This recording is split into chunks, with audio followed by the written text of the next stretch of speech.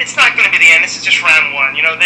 There's so much rapidness that can exist within a market before even economically you forecast to say, look, there's going to be consumer fatigue in keeping up with so many devices that are getting ramped out, that even just by those numbers, they would slow down a bit and then, of course, come up with something new and then start it all over again. Well, no, there is a little bit of consumer fatigue, like you're saying, but my concern here is, good or bad, right or wrong, no matter where you stand on this issue, by next Christmas, Android will be the predominant mobile operating system.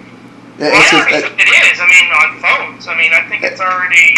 Well, no, it's like with a year of tablets on top of that, it will be the predominant this type of device system. It's what's going to happen, which is why I desperately want sometime in the next 3 to 6 months a good, strong third competitor that gives both Android and iOS a run for their money. Let's hope it's Palm. You know what? I wouldn't even care if it was Windows Phone 7. I don't care who it is. I care that it exists. Sure. Because that competition is necessary. I don't think it's going to be Windows Phone 7. That's like, I don't know. I've kind of just given up on a lot of Microsoft, mobile stuff. And with the rumors of Apple joining forces with Verizon, that certainly changes the demographics of it. Yeah, and I put that in here, but this is the rumor that we've been hearing since January of last year. It's been going on and on and on. This time around, no one's denying it this time, which is odd. See, every time that it was released, immediately Verizon would come out and say, no, it's not happening. Or Apple would say, no, it's not happening. Now I've been looking for a retraction, and I haven't found one yet. All I will say on this rumor, and that's part of why I threw it in here, if this is going to happen, in sometime first quarter next year, a version of the iPhone is coming out on the Verizon network. That means Microsoft is more behind than they are already right now. Oh yeah, because they're exclusively AT&T, which means Microsoft is deliberately trying to compete only with the iPhone. Let's face it, Android devices on AT&T are a joke. They're not really any competition at all.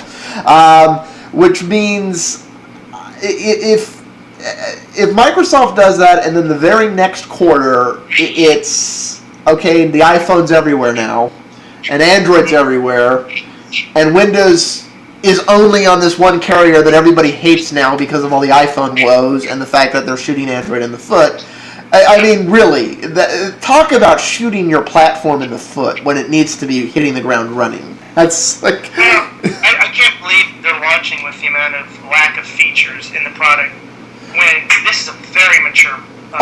You haven't seen the ads, have you? No. Oh. Well, it's like the link I give you isn't up anymore. You'll have to at some point this weekend go on YouTube and search for Windows Phone 7 ads. This is a feature of Windows Phone 7. Get in and out. It does less. It's like they're showing people on their phones, like basically becoming all consumed into them. Like somebody's freaking at the urinal and drops the phone, and they're not ever getting away from their phone. Apparently, it's a feature of Windows Phone 7 that it does so much less. It does so much less, so it won't take over your world. You'll get in and out and leave the phone alone. And I'm like, and I have to admit, it surprises the hell out of me, but that is a genius marketing spin to put on that. They've actually made the fact that it's so far behind everything else a selling point. Then what is it then? Because the iPhone obviously entered to be a smartphone. And there are certain criteria that even BlackBerry's already established, copy-paste being one of them, and copy-paste being something that Windows Mobile 6.5 had in its predecessors. So going to this saying, well, let's just be simple, if that's what you're telling me the ads are just saying, then I don't know what they're marketing.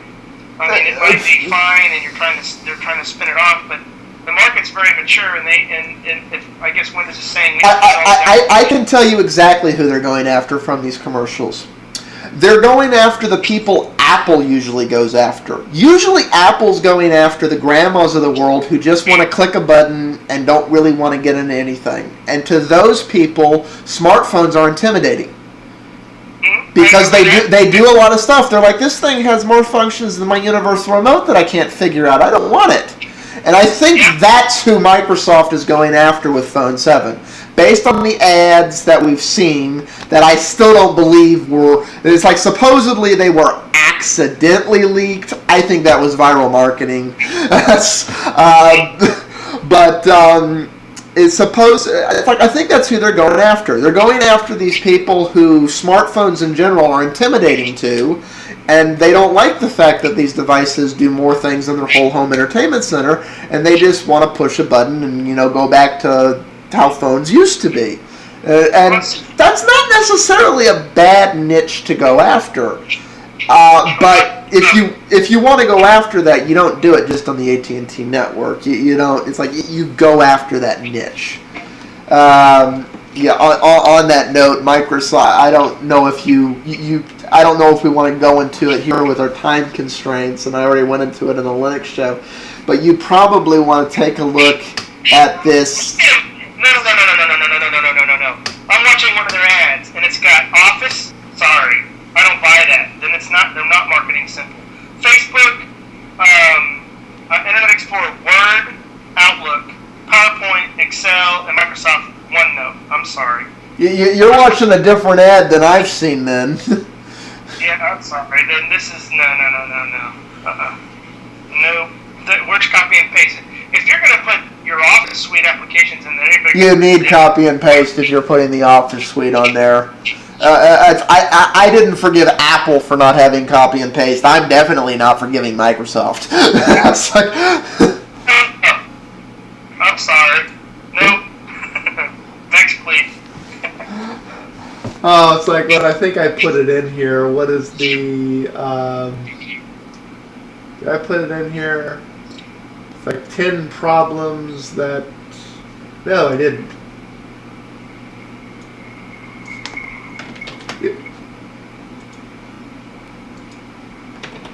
That story. 10 Windows mobile mishaps. And most of these are actually agreeable with.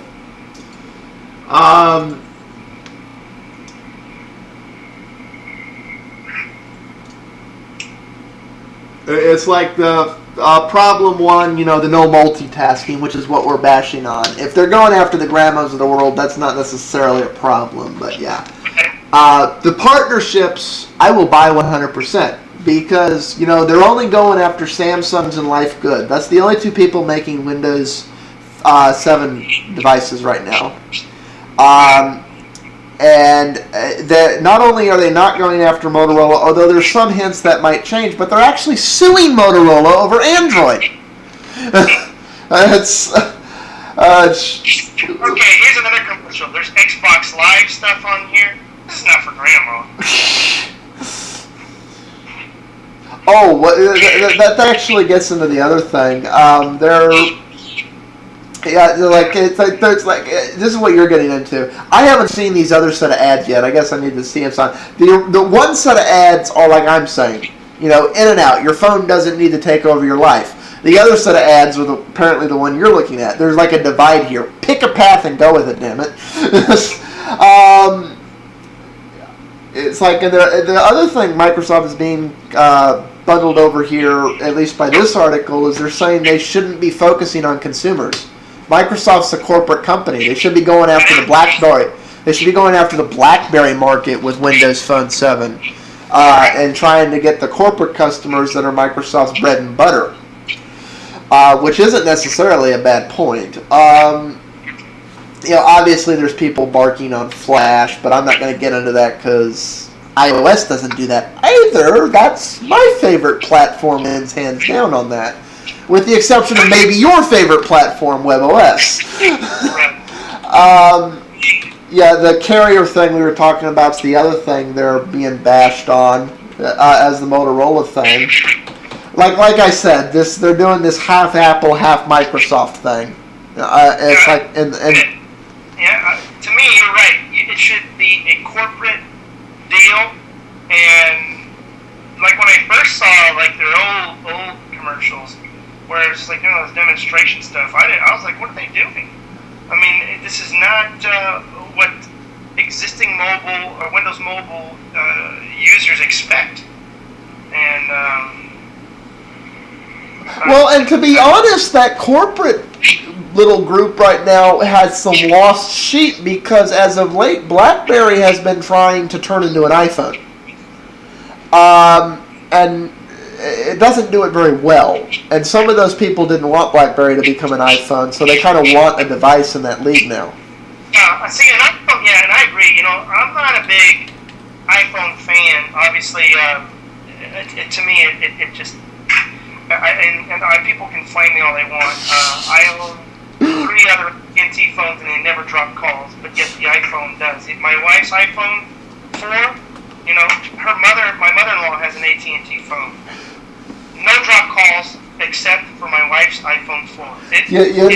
The issue you're talking about right here, I kind of want to see the iPhone come to Verizon in January or February, just so we can finally find out, is it AT&T's network or is it the damn iPhone?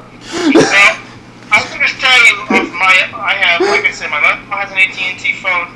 I have 2 of them here that, they're low-tech AT&T phones. No drop calls. When my wife and I speak, let's say we're coming home from after work, takes her a while to get home, I'll get sometimes up to 4 drop calls speaking to her. But yet if I'm talking to a client, never. No drop calls whatsoever. It is the most annoying thing. My wife's just gotten used to it. She goes, oh, I know. And I just puts up with it. And, it's like anything else. It's a feature. Huh? It's a feature. Yeah. So I really have not been, I guess, the best iPhone fan out there. I never really I don't like virtual keyboards either. I think I'm on the EVO, it's acceptable, but annoying still. Yeah, it's like I got into a debate with somebody about that the other day. I prefer the tactile response of a physical keyboard, and it's not the Evo. What's that one Samsung phone on Sprint? And there's also another version of it. It's like it has the query keyboard. It also has the swipe keys functionality, but I would use the physical keyboard on that device. For me, it's all about screen real estate. I get annoyed. The compactness of the phones annoy me when you push the envelope of features. You either simplify the features according to the screen real estate you've provided, or if you choose to increase your features and you want your phone to do more or whatever, your handheld device, then give us more screen real estate to suit those features. Well, it's like, that's part of why some of these phones are getting, almost too big of screens. The other thing on that is, I think, why I'm having mixed feelings about Android as of late, I think Android has solved that problem best because the solution to Android is you just talk to it. Android does the hello computer solution, and that works, damn it! So I prefer a slide-out keyboard or a hard keyboard over a virtual, because once you activate virtual, you've lost, 1/3 of your screen, sometimes even more? That's ridiculous. What's the function at that point to me? People can say, well, I'm fine by it. Go for it. I don't care. Go ahead and squint and look at the little stupid screen real estate and think your phone is all that with this damn virtual keyboard picking up most of your screen real estate. It's ridiculous to me. I agree with Bill Gates when it was that D5, when he was saying the idea is that consumers want the largest screen possible and then to be able to compact it to nothing. And he was demonstrating, he's like, fold out screens, and he did this, and then you can just fold it back up, put it in your pocket. Oh, you're talking about the fiber optic screens or whatever? It's about something, it's going to be a mobile device that he was thinking about. I agree with that assessment totally. See, and that's something that Microsoft, I've always praised Microsoft for having great conceptual ideas. Poor implementation, but great conceptual ideas. Conceptual ideas. There's like a rusty pipe or just some sort of sewage block